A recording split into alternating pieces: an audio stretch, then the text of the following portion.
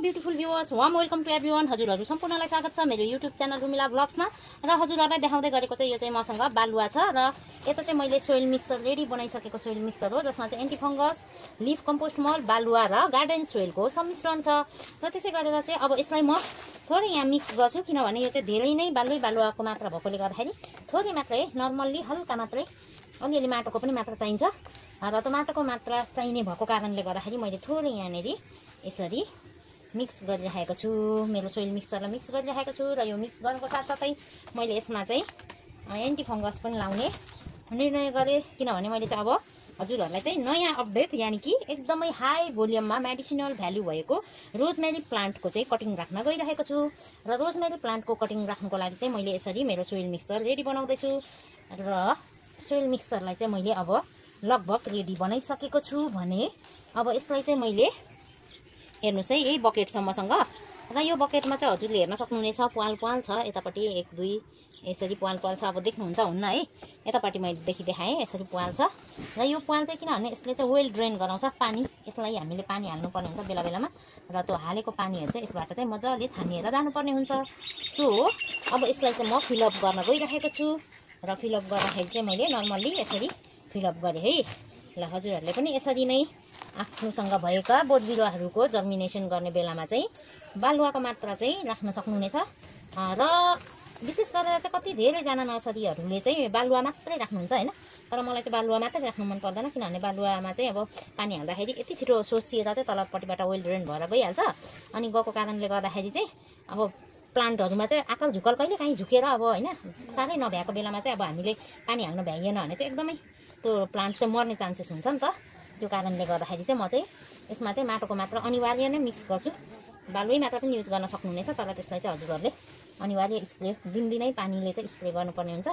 यसरी माटो मिक्स गर्यो भने चाहिँ कहिले काहीँ नभ्याएको खण्डमा पनि त्यस्तो प्रब्लम हुँदैन नि त।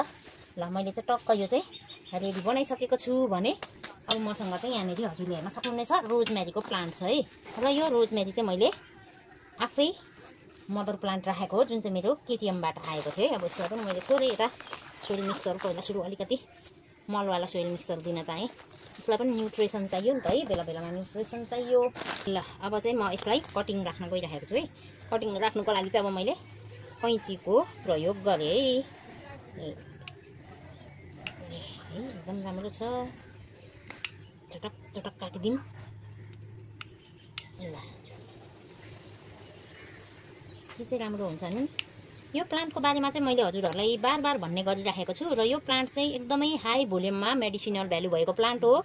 यो प्लान्टलाई चाहिँ हजुरहरूले यसरी किचिक्क काटेर यसको चाहिँ कलिलो मुनालाई चाहिँ मासुमा आलु भाजीहरूमा फ्राई गरेर पनि खान सक्नुहुन्छ भने यसलाई चाहिँ थाइम्सको रूपमा प्रयोग गरिन्छ। यो चाहिँ 5 स्टार होटलमा चाहिँ सानो है यसरी टक्क कट गरेर चाहिँ एउटा मात्रै दुईटा मात्रै पनि खानामा चाहिँ गार्निस गरिन्छ है, सजाउने काम गरिन्छ। र त्यो सजाउने कार्य गर्ने बित्तिकै यसको चाहिँ दाम डबल हुन्छ क्या। यो चाहिँ एकदमै रोजको जस्तै मकमक सेन्ट आउँछ र यसले चाहिँ हाम्रो बडीमा भएको एन्टिअक्सिडेन्टहरू यानि कि विकार पदार्थहरूलाई चाहिँ बाहिर निकाल्ने काम गर्छ। तर त्यसको लागि चाहिँ हामीले चाहिँ यसलाई चाहिँ एज युजुअल अब मनतातो पानीमा चाहिँ ग्रिन टीको रूपमा खानुपर्ने हुन्छ। र प्लस यसमा चाहिँ हजुरहरूले चियामा पनि तपाईँहरूले दुध चिया जस्तो खालको चिया खानुहुन्छ भने पनि त्यो चियाहरूमा पनि यसको चाहिँ फ्लेभर वाउ असम हुन्छ है, एकदमै असम हुन्छ। र जो कोही चाहिँ चिया लभर हुनुहुन्छ तपाईँहरूले त यो प्लान्ट रोप्नुहोस्, किनभने यसमा चाहिँ धेरै औषधीय गुणहरू हुन्छ भने हजुरहरूको लागि चाहिँ यो एकदमै बेनिफिसियल प्लान्ट हो है, बेनिफिट हुन्छ। सो यसरी चाहिँ मैले फेरि कटिङ निकालिराखेको छु र यता कटिङ निकाले पछाडि चाहिँ म यसलाई यसरी नै काटिदिन्छु, किनभने यो मजाले झपझप भएर आउँछ नि त है। र यसरी झपझप भएर आयो भने मलाई पनि फाइदाको कुरा हो भने मेरो बिरुवा पनि राम्रो देखिन्छ। सो मैले यसलाई यसरी कटिङ गरेँ। तपाईँहरूसँग पनि रोजमेरीको प्लान्टहरू छ भने चाहिँ एकदम राम्रो हो, छैन भने चाहिँ अब केही दिन केही महिना पर्खिनुहोस् है। अब यसबाट चाहिँ मैले कटिङ ग्रो गरेर मजाले यसलाई हेल्दी बनाएर तपाईँहरू समक्ष ल्याउने छु।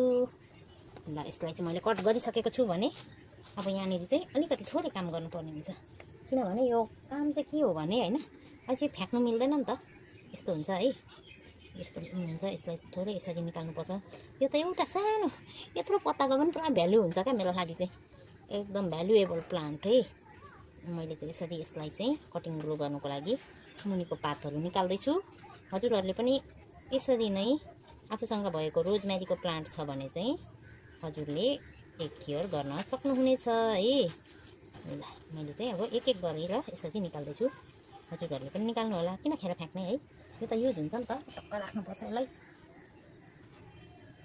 यसमा चाहिँ तपाईँहरूले चाहिँ हेयर ओइल अब आफ्नो चाहिँ घरमा चाहिँ कसैको कपाल एकदमै ज्यादा झर्छ भने चाहिँ राम्रो हेयर ओइल बनाएर लाउन सक्नुहुनेछ। कुनै पनि तोरीको तेल अथवा नरिवलको तेलहरूमा चाहिँ फुल्याएर यसको पातलाई फुल्याएर चाहिँ मजाले त्यो तेललाई चाहिँ छानेर ओइल मसाज गर्नुभयो भने हजुरहरूको कपाल झर्नबाट रोक लाग्नेछ। ल यो चाहिँ एकदमै हाई भोल्युममा मेडिसिनल भ्यालु भएको प्लान्ट भएकोले गर्दाखेरि यसको पातहरू चाहिँ मैले एउटा पनि खेला नजाने हिसाबले गरेर सबै एउटा एउटा गरेर निकालिराखेको छु, जसलाई चाहिँ मैले घरमा लगेर ग्रिन टी बनाएर खानेछु भने हजुरहरूले पनि यसलाई ग्रिन टी अथवा ओइल बनाएर चाहिँ युज गर्न सक्नुहुनेछ है, खेर चाहिँ केही पनि जाँदैन। सो मैले चाहिँ एउटा एउटा गरेर यसरी निकालिराखेको छु। कस्तो दामी सेन्ट, वाउ है, यस्तो राम्रो सेन्ट हुन्छ यसको, बाफरे।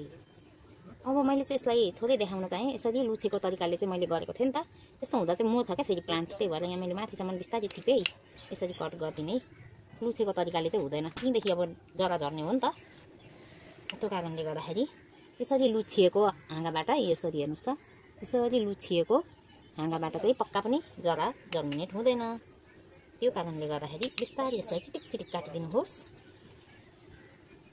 ल मैले चाहिँ अब यसमा एन्टी फङ्गस युज गर्न आँटेको छु। एन्टी फङ्गसले चाहिँ जरा झार्ने उमार्ने काम चाहिँ गर्दैन है, जरा उम्रिन लागेको जरामा चाहिँ फङ्गस लाग्नु दिँदैन। खासमा चाहिँ यसमा रुटेक्सहरू पनि लाउनु पर्ने थियो, मसँग चाहिँ अहिले रुटेक्स अभाइलेबल छैन, सो मैले चाहिँ एन्टी फङ्गस मात्रै लगाएको छु। एन्टी फङ्गसले चाहिँ बिरुवाको डाँठलाई मर्नु दिँदैन, जराहरूलाई मर्नु दिँदैन, त्यो कारणले गर्दाखेरि मैले एन्टी फङ्गस मात्रै युज गरेको छु। एन्टी फङ्गसलाई चाहिँ मैले यसरी मजाले चोबेर चाहिँ अब यसलाई राखिराखेको छु र मैले यो राखिसके पश्चात चाहिँ क्रमैसँगले मजाले यसलाई सेट हुने गरेर चाहिँ रोप्नेछु। ल अब यसलाई चाहिँ रोप्न पनि थालिहालेँ है मैले। ल हेर्नुहोस् है, त्यस्तो धेरै मेहनत केही गर्नु पर्दैन, छप छप छप छप sir sir sir sir sir sir यतिकै टक टक टक टक गाडी दिने हो होइन। यसरी गाडी दिए पछाडि चाहिँ अब मजाले यसको केही लगभग 15-20-25 दिन पछाडि चाहिँ यसले जरा झार्छ, त्यस पछाडि हामीले चाहिँ यसलाई पुनः रिपोर्टिङ गर्नुपर्ने हुन्छ है। ल यसरी फाइनली मैले चाहिँ यसमा चाहिँ रोजमेरीको कटिङ पनि लगाइसकेको छु भने अब यसलाई चाहिँ म स्प्रे गर्न गइरहेको छु। ल फाइनली अब यसलाई चाहिँ मैले यसरी स्प्रे बनाएको छु, यसलाई चाहिँ मैले स्प्रे गर्न गइरहेको छु। यो स्प्रेमा चाहिँ हजुरहरूले नर्मल्ली एकदम नर्मल सादा पानी, डाइरेक्ट धाराको सादा पानी स्प्रे गर्न सक्नुहुन्छ भने मैले चाहिँ यसमा एन्टी फङ्गसको घोल बनाएको थिएँ, त्यही एन्टी फङ्गसलाई चाहिँ मैले स्प्रे गरिरहेको छु। हजुरहरूले चाहिँ त्यो नेसेसरी छैन, एकदमै नेसेसरी छैन, हजुरहरूले नर्मल वाटरलाई यसमा युज गर्न सक्नुहुनेछ। र यो चाहिँ अलिक टाइट नभएकोले गर्दाखेरि मैले फेरि यसलाई चाहिँ मजाले टाइट बनाउँदैछु, यसो गरेमा चाहिँ जरा मजाले झर्दछ है। ल अब यसलाई चाहिँ मैले यसरी सेट गरिसकेको छु र फेरि पनि यसलाई मैले हल्का स्प्रे गरिराखेको छु र यो चाहिँ लगभग यसरी स्प्रे गरेर नै यसलाई चाहिँ पानी पर्याप्त मात्रामा दिने हो। यसलाई एकैचोटि धेरै ठुलो धारा फोर्सफुल्ली तरिकाले चाहिँ लाउनु हुँदैन। सो यसरी मैले फेरि मेरो यो रोजमेरीको प्लान्टलाई पनि जर्मिनेसनको लागि राखिसकेको छु। ल हजुरहरूलाई आजको मेरो यो भिडियो के कस्तो लाग्यो, यदि मन परेमा हजुरहरूले यो आफ्नो साथी या भाइहरू बिचमा पनि सेयर गर्न सक्नुहुनेछ भने मेरो युट्युब च्यानल रुमिला भ्लग्सलाई पनि लाइक, सेयर र सब्सक्राइब गरिदिनुहुन्छ भन्ने पूर्ण विश्वास लिएको छु। Thank you for watching everyone, love you all.